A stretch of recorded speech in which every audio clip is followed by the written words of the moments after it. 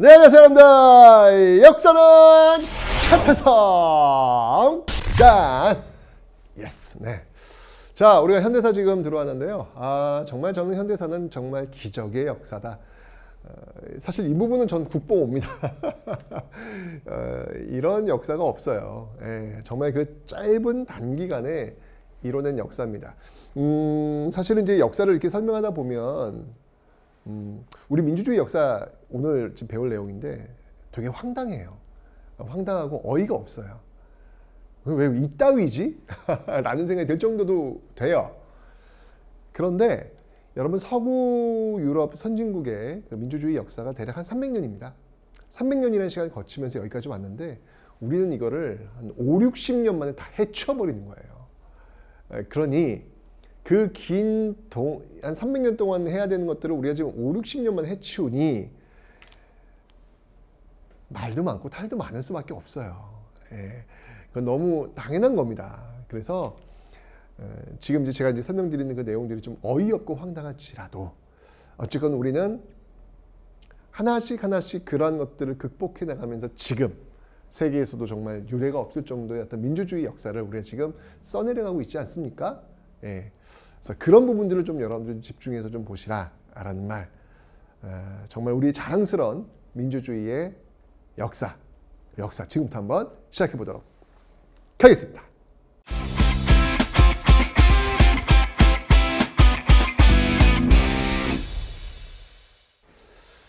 자, 여러분들 지금부터요 정부 순서대로 한번 볼게요. 이승만 정부, 장면 정부, 박정희 정부, 전두환 정부, 노태우 정부, 김영삼 정부, 김대중 정부. 아이 참, 여러분들 이게 저는 그냥 삶이었거든요. 삶 속에 있는 그런, 왜냐면 저도 대통령을 뽑고 이제 그랬으니까. 역사가 되다 보니까 여러분들은 좀 이렇게 어려운가 봐요. 그게 좀 이렇게 좀 차이가 나네. 어쨌거나 그 정부별로 우리가 어떻게 흘러왔는지 그 내용을 보면서 그 과정 속에서 있었던 민주화 운동, 그 내용을 한번 살펴보도록 하겠습니다. 일단 민주주의 역사, 일단 독재가 있었고요. 그 독재를 무너뜨리기 위해서 우리가 싸웠고요. 그 과정 속에서 4.19 혁명, 5.18 민주화 운동, 6월 항쟁이라는 자랑스러운 민주주의 성장의 역사가 있다라고 하는 것들을 좀 기억해 놓으시고요. 여러분들 접근해 주시면 좋겠습니다. 자, 먼저 이승만 정부 초대 정부죠. 이승만 정부 여당은 자유당입니다. 여당도 한번 키워드가 되니까 좀 기억을 좀 해놓으세요. 자유당 나오면 이건 이승만 정부입니다. 자, 일단 이 이승만 정부는요 어떻게 출범했냐면 우리 배운 거예요, 복습한 거예요. 여러분들 기억나죠? 50총선, 50총선을 통해 가지고 국회의원들을 뽑았고 그 국회의원들이 헌법을 만들었을 거 아니에요? 그 헌법에 의해서 대한민국 정부 수립됐다고 그랬죠?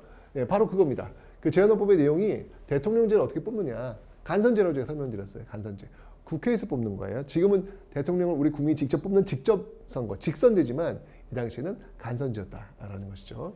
자, 이러면서 이제 이 이승만 정부가 출범을 한 거예요. 왜냐면 여기에 이제 뭐 김구라든지 뭐 이런 인물들은 참여하지 않겠다고 선언했거든요. 그래서 이승만이 압도적인 지지를 얻으면서 이승만 정부가 이제 출범을 하게 된 것이죠. 이때 이제 이 대통령은요 기본적으로 국회에서 이제 뽑는 거예요. 뽑는 건데 이 제헌헌법을 만들었던 제헌의회, 제헌국회죠. 이 제헌국회의 임기는 2년이었어요. 2년이었습니다. 2년. 2년, 왜냐면 이건 이제 원래 이제 국회의원들의 임기는 몇 년이에요? 4년이잖아요. 그죠? 근데 처음 그 국회의원들만 이제 헌법을 만들어야 되기 때문에 그게 이제 주 임무라서 2년으로 짧았습니다. 이제 2년이 끝났고 이제 1948년에 이제 시작했으니까 이제 2년 뒤니까 50년. 50년에 다시 총선을 치른 거예요. 국회의원을 다시 뽑기 위해서. 그런데 말입니다. 이게 50년 총선에서 이승만을 지지하는 국회의원들이 대거 떨어졌어요. 이승만에 반대하는 의원들이 대거 국회에 들어온 거라. 자, 그러면 지금 대통령을 어디서 뽑는 거예요? 국회에서 뽑는 거잖아요. 그죠? 그리고 대통령 됐잖아, 지금 이승만 정부가. 출범했잖아. 근데 1950년 총선에서 이승만을 지지하지 않는 국회의원들이 대거 국회에 들어왔어. 자, 그럼 이제 대통령이 될 수 있다, 없다? 없죠. 왜냐면 국회에서 지금 국회의원들이 뽑는 건데 국회의원들이 이승만 지지하지 않는 국회의원들이 대거 들어왔으면 당연히 안 되는 거예요. 그럼 어떻게 해야 될까요? 이 굉장히 중요한 질문이에요, 여러분들. 그럼 어떻게 해야 될까요? 네. 그러면 물러나면 되는 거예요. 민주주의에서 가장 중요한 건 약속이에요. 룰이 있으면 그 룰대로 가면 되는 거예요. 이게 가장 기본 아니겠습니까? 그런데 이승만 정부는 그 약속을, 그 룰을 지키지 않아요. 여기서부터 사실은 우리 민주주의의 그 건강함이 상실된 거죠. 굉장히 아픈 부분인 거예요. 비록 우리가 짧은 역사를 통해서 민주주의를 쭉 발전시켜 왔지만 그 과정을 이렇게 들여다보면 아픈 부분들이 많이 있어요. 그 아픈 부분들의 대부분이 약속을 지키지 않는 거예요. 저는 약속을 지키지 않았기 때문에 이거 옳지 않다라고 보는 겁니다. 왜냐하면 자꾸 이런저런 변명이 들어올 수 있거든요. 합리화될 수 있거든요. 그냥 약속이 지켜지면 약속대로 갔으면 좋겠어요. 그 지금 정치인들도 보면 뭔가 분명히 약속을 했거든. 근데 막 손바닥 뒤집어. 나 그런 거 짜증나. 진짜 짜증나요. 그런 사람들은 뽑히면 안 돼. 우리 유권자들이 기억해야 돼요. 약속을 안 지키는 사람들은 아무리 능력이 뛰어나도 그 사람을 떨어뜨려야 돼요. 자꾸 뽑아주면은 안 돼. 어쨌건 이승만 정부가 지금 이렇게 룰대로 지금 안 하려고 하는 거야. 더 하고 싶은 거지. 할 수 없는 상황인데 더 하고 싶은 거지. 그래서 어떻게 하냐면 룰을 바꾸는 거예요. 자, 그게 뭐냐면 개헌을 하는 겁니다. 1차 개헌이 이제 바로 나오는 건데 1차 개헌을 이제 우리 다른 말로 발췌 개헌이라고 그래요. 발췌라고 하는 말 알죠, 여러분들? 뭐 이렇게 발췌한다, 뭐 뽑는다, 라고 하는 거.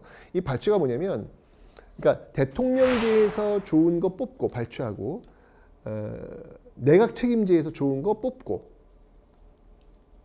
그러니까 대통령제와 의회, 예? 거기서 중요한 거, 좋은 것들만 뽑아가지고 만든 그 개헌안. 내용은 좋아요. 내용은 좋은데 이 발췌 개헌의 핵심이 뭐냐면 바로 직선제라는 거예요.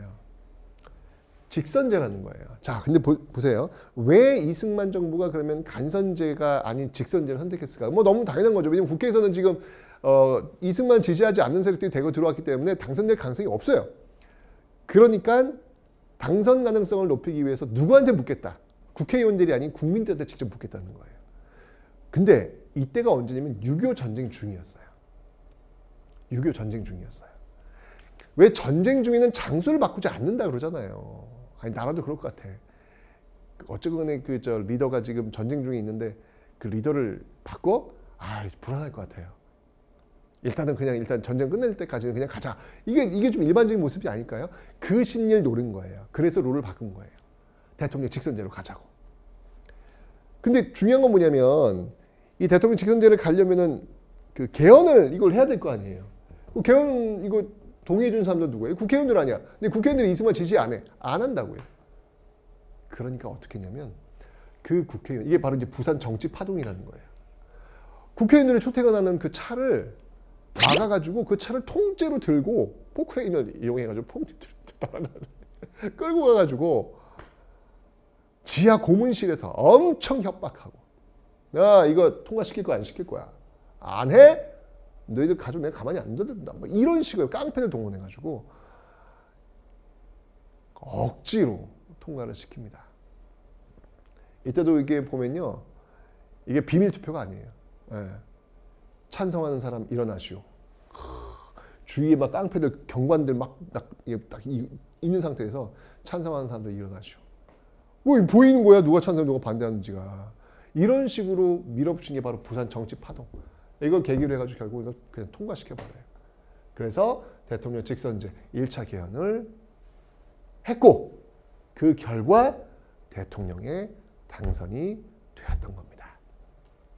그래서 초대 대통령이 한 번, 그리고 이렇게 발췌에 두 번 된 거예요. 대통령은 두 번까지밖에 할 수가 없어요.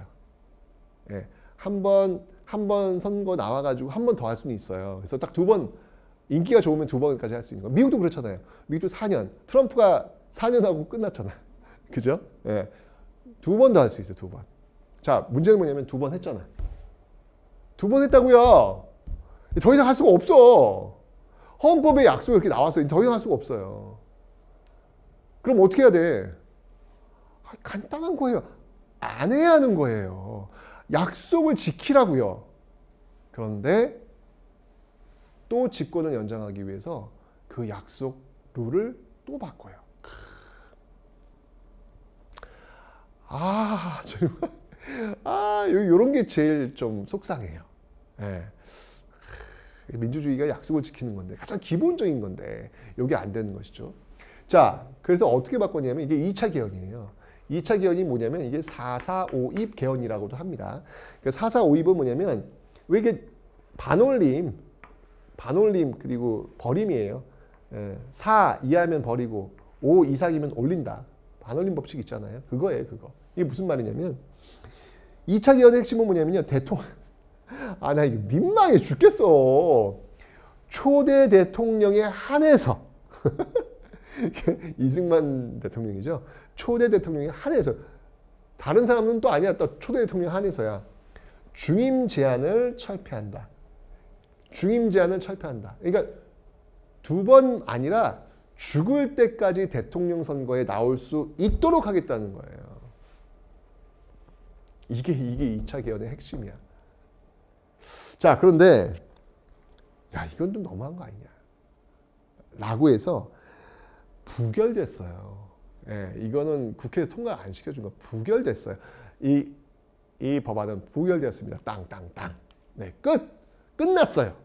끝났어. 그런데 이게 웬일입니까? 분명히 끝났거든. 망치 때리고 끝난 거야. 그런데 며칠 뒤에 이거 부결된 거 아니다 라는 어느 수학자의 논리를 끌고 와요. 뭐냐면 203명 거기서 3분의 2 이상이 되어야 개헌안이 통과가 돼요. 그러면 203명의 3분의 2 이상이면 계산을 해보세요. 몇이 나오냐면 203의 3분의 2 이상은 135.333이 나와요. 그러니까 203명의 3분의 2 이상이 나와야 통과해요. 그러니까 135.333이니까 몇 표가 나와야 통과지? 이거 초등학생도 풀 수 있는 거 아니야? 136표가 나와야 통과가 되는 거예요. 맞죠? 그런데 뚜껑을 열었더니 135표가 나왔어요. 그래서 부결됐어요. 그런데 야, 대박. 4.4.5입 논리를 들고 오는 거예요. 4.4.5입. 무슨 말이냐면 원래 사람은 소수점이 존재하지 않는다. 그들의 논리는 이거예요. 나는 1이야. 나의 0.3이 뭐야? 그게 존재가 돼? 그건 또 그래. 나는 완전체잖아. 나는 1이지. 나의 뭐 0.3이라는 게 존재하지. 사람은 존재하지 않잖아요. 나는 그냥 늘 1이지 뭐. 그죠? 그 논리를 갖고 와가지고 135명의 0.3명은 존재하지 않는다. 즉 소수점은 4.4.5입 원칙에 의해서 버리거나 올려야 한다. 근데 0.3이니까 버리는 게 맞다. 즉 203의 3분의 2 이상은 135명이다. 그걸 또 가만히 듣고 보면 또 그럴듯해. 어디서 이런 기괴한 논리를 들고 와가지고 부결되었던 표를요 다 뒤집어서 가결을 시켜버립니다. 우와, 이거 황당하죠. 그래서 결국은 대통령이 됐다요. 3번 된 거야. 야, 참 놀라워. 자, 하지만 이렇게 되니까 당연히 국민들의 저항도 만만치 않아집니다. 자유당에 대한 반발이 만만치 않은데 이걸 어떤 식으로 해결했냐면 반공체제를 강화하면서 이 문제를 덮어버리려고 그래요. 자기 정적들을 그냥 간첩으로 라인 찍어버리는 거죠. 그 대표적인 사건이 바로 이 진보당 사건이라는 거예요. 이 진보당 당수가 이 조봉암이라는 그 인물이었는데 이 조봉암의 진보당의 그 평화통일론이 있어요. 근데 이 당시는 평화통일을 이야기하면 안 돼. 평화통일은 곧 바로 북한 빨갱이들의 주장과 유사하다. 이렇게 본 거예요. 야, 지금은 평화통일을 얘기하잖아. 그죠? 근데 이 당시에 평화통일은 그런 개념이 아니었다는 얘기예요. 결국은 이거 북한의 논리다. 라고 해서 조봉암을 사형까지 시킵니다. 이 조봉암이 대통령 선거에도 나왔던 인물이에요. 이승만과 함께 라이벌 관계로 붙었던 그런 인물이에요. 근데 그 인물을 사형을 시킵니다. 와, 이거 너무하지 않아요, 여러분들? 놀라운 건 뭐냐면 시간이 아주 흘러서 나중에 요 근래에 이 조봉암은 무죄 판결을 받게 됩니다. 뭐야 이거? 사람을 죽여놓고 무죄라고? 아, 말도 안 되는 일이 벌어진 거죠. 제가 얘기했잖아요. 이 땅의 민주주의 역사를 얘기하면 정말 말도 안 되는 일들이 연속입니다. 연속입니다. 그리고 이런 것들에 대한 비판적인 세력이었던 경향신문 폐간. 그냥 막 언론 찍어 누르고 그냥 라이벌 있으면 죽여버리고 막 이런 모습들이 막 보여지고 있는 거예요. 이런 식으로 해서 정권을 유지하는 거야. 이게 뭐가 의미가 있냐고. 진짜 이렇게 해서 정권을 유지하는 게 뭐가 의미가 있냐고. 결국은 한계에 부딪힙니다. 결국은 한계에 부딪힙니다. 자, 1960년도에 또 대선이 치러지게 됩니다. 근데 문제는 뭐냐면 1960년대 대선은 이제 이승만 대통령의 나이가 너무 많아. 80대야, 80대. 이승만 대통령이 누구야? 대한제국부터 출발해가지고 막 독립협회 막 거기서 출발해가지고 여기까지 온 사람 아닙니까? 연세가 너무 많으세요. 근데 이 당시 헌법에서 이 당시 이제 대통령과 부통령제가 있는데 만약에 대통령의 유고시에는 그 전권을 누가 가져가냐면 부통령이 가져가게 돼 있어요. 자, 지금 자유당이 지금 정권을 지금 장악하고 있는데 자유당의 대통령이 지금 이승만이야. 이승만. 부통령은 이기붕.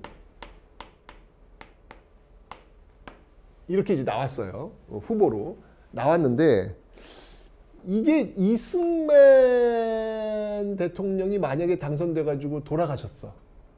그러면 이제 부통령이 이제 그 모든 것들을 다 이어받게 되는데 문제는 이 이기붕의 인기가 없어요. 인기가 없어요. 야당의 장면 이제 부통령 후보, 민주당의 부통령 후보로 나왔거든. 여기 이제 민주당의 그 대통령 후보로는 조병옥이 있는데 조병옥은 결국 이제 사망하게 됩니다. 사망에 대해서 결국 이제 공석이 되어버리고 이 부통령 후보가 이제 중요한 건 부통령 후보. 만약에 이승만 대통령이 돌아가셨어. 그러면 부통령의 장면이 만약에 있다면 정권은 자유당에서 민주당으로 넘어가는 거예요. 그러니까 1960년대 대선은 부통령 선거가 중요한 거예요. 부통령. 근데 중요한 건 이기붕이 인기가 없다니까. 이게 장면이 될 것 같다니까. 그러니까 자유당이 난리가 난 거야. 야, 이러다 정권 뺏기겠다. 라고 해서 그러니까 정권 뺏기겠다 이제 이런 위기감이 든 거예요. 그럼 어떻게 해야 돼요? 네, 정권을 뺏기면 돼요.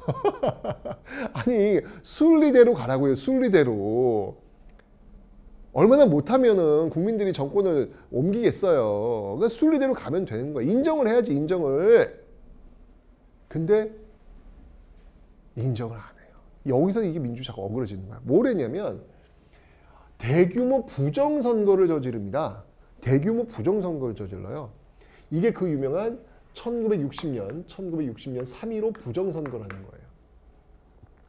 어떻게 선거를 치렀냐면 이 대박이야. 예를 들면 마을의 유권자가 100명이야. 100명이 투표를 해야 돼. 근데 뚜껑을 열었어. 그랬더니 이승만, 이기붕 찬성표가 150표가 나온 거야. 이게 말이 돼? 유권자 수는 100명인데 찬성표가 150표야. 이게 말이 되냐고. 이거 어떻게 된 거야? 미리 집어넣은 거지. 주책맞게도 너무 많이 집어넣어가지고 자기들도 놀란 거야. 야, 이건 아닌 것 같아. 그래서 막 숫자를 아예 다운시키기도 하는 이런 말도 안 되는 일이 벌어지는 거예요. 이 3.15 부정선거를 벌어진 모습을 본 거야. 누가? 학생들이. 학교에서도 반장을 이렇게 안 뽑아요. 이렇게 뽑는 반장 선거가 어딨냐고. 근데 어른들이 막 대통령을 뽑는데 막 이런 식으로 하는 거야. 뭐야 이거. 제가 이야기했죠. 학생은 역사의 거인이라고. 시대의 어떤 흐름 속에서 아니요. 옳지 않음에 대해서 아니요라고 이야기했던 그 DNA를 가지고 있다고. 학생들이 또 들고 일어납니다. 초등학생까지 들고 일어납니다. 이게 바로 4.19 혁명이 되는 거예요. 이 정도로 약속을 안 지키고 이렇게 부정한 모습을 보이면 이거는 무너져야죠. 무너져야죠. 이게 바로 4.19 혁명이더라. 3.15 부정 이 3월 15일 날 이때 이제 그 마산에서 이렇게 부정 선거를 막 하는 모습 보니까 학생들이 들고 일하는 거예요. 그 과정에서 김주열 학생이 사라집니다. 실종이 돼요. 실종이 되고 며칠 뒤에 마산 앞바다에서 김주열 학생의 시신이 떠오릅니다. 떠올랐는데 눈에 최루탄을 맞은 상태로 떠올라요. 그게 사진으로 신문으로 공개가 됩니다. 지금 제가 봐도 너무 처참해요. 이 모습을 딱 보면서 사람들이 이제 팍 열받는 거예요. 야, 이게 최루탄을 지금 애한테 쏴가지고 죽인 거야? 이게 이제 4.19 혁명의 도화선이 되었던 것이죠. 결국은 막 전국적인 어떤 그 시위가 펼쳐지게 되었고, 결국은 이승만 대통령은 하야 물러나겠다 라고 이야기를 하게 되는 것이죠. 이게 바로 4.19 혁명이에요. 4.19 혁명의 키워드 부정선거, 김주열, 그리고 이승만의 하야. 요 세 가지, 하나 둘 셋, 요 키워드 너무 중요합니다. 여러분들 시험에 진짜 잘 나옵니다. 진짜 잘 나옵니다. 꼭 기억하세요. 오케이? 결국 이승만 대통령이 하야하면서 허정, 이제 외무부 장관이기도 했죠. 이 허정이 과도 정부를 이끌게 됩니다. 왜냐면 이제 정부가 갑자기 무너졌으니까 뭔가 과도기가 필요할 거 아니에요. 그래서 이 허정 과도 내각이 들어섰고, 이 허정 과도 내각이 이제 개헌을 하게 돼요. 왜냐면 이게 정말 뭐 헌법이 너덜너덜해졌잖아 지금 이게 말도 안 되는 이런 헌법, 그리고 대통령제 이거 문제 심각하다 라고 해서 우리나라 역사상 최초이자 마지막으로 바로 내각 책임제 개헌, 여기 3차 개헌이에요. 1차 개헌이 발췌 개헌, 2차 개헌이 4.4 5.입 개헌, 3차 개헌이 바로 내각 책임제 개헌이에요. 요거는 처음이자 마지막입니다. 내각 책임제가 뭐냐면, 그러니까 집권당이 국정을 책임지는 거예요. 집권당에서 장관도 나오고 차관도 나오고 뭐 총리도 나오고 다. 일본 알죠, 여러분들? 일본이 내각 책임지잖아요. 영국도 내각 책임지고요. 집권당이 모든 걸 다 결정을 하는 거예요. 지금 우리나라 같은 경우에는 집권당이 모든 걸 다 하는 게 아니잖아요. 행정부는 좀 따르죠. 물론 집권 여당이긴 하지만 그 여당일 뿐이지 그 여당이 국정을 책임지는 건 아니잖아요. 그죠? 어쨌건 정부가 있단 말이에요. 행정부가 있단 말이에요. 여기가 또 책임을 짓는, 대통령이 책임을 짓는 거라고요. 근데 내각 책임제는 국회가, 집권당이 모든 걸 다 책임지는 거예요. 그래서 그 집권당에서 총리를 배출하게 되는 것이죠. 예, 그 총리가 모든 걸 이끌게 되는 거예요. 자, 그래서 내각 책임제의 양원제. 양원제는 뭐냐면 여러분들 미국식 상원, 하원 있잖아요. 그걸 얘기하는 거예요. 그래서 하원격이 이제 민의원이고요. 상원격이 참의원입니다. 그래서 이렇게 민의원과 참의원, 이렇게 양원제를 기반으로 한 3차 개헌에 의해서 장면 내각이 그래서 들어서는 거예요. 우리나라 역사는 최초이자 마지막이에요. 여기 내각 책임제, 장면 내각이 들어서는 겁니다. 4.19 혁명의 결국은 장면 내각이 들어서게 되었다라고 하는 거. 이렇게 해서 이제 이승만 정부가 무너지게 되는 거예요. 약속을 안 지키면 이렇게 무너질 수밖에 없어요. 배워야 돼. 약속을 지키는 거. 민주주의는 깔끔하게 룰대로 가는 거예요. 그 룰 안에서 내가 최선을 다하는 것이지. 그리고 룰대로 움직이면 되는 거예요. 이게 민주주의의 가장 기본이에요. 이게 안 된 거야. 안 되니까 결국 4.19 혁명을 통해 가지고 이승만 정부가 쫓겨나듯 하와이로 쫓겨나듯 가잖아. 왜 이렇게 비참한 모습을 보이게 되냐고. 약속을 안 지키니까 하는 거죠. 자, 어쨌건 그렇게 해가지고 4.19 혁명의 결과 장면 정부가 들어서게 됩니다. 우리나라 역사 최초이자 마지막 내각 책임제. 자, 들어서게 되는데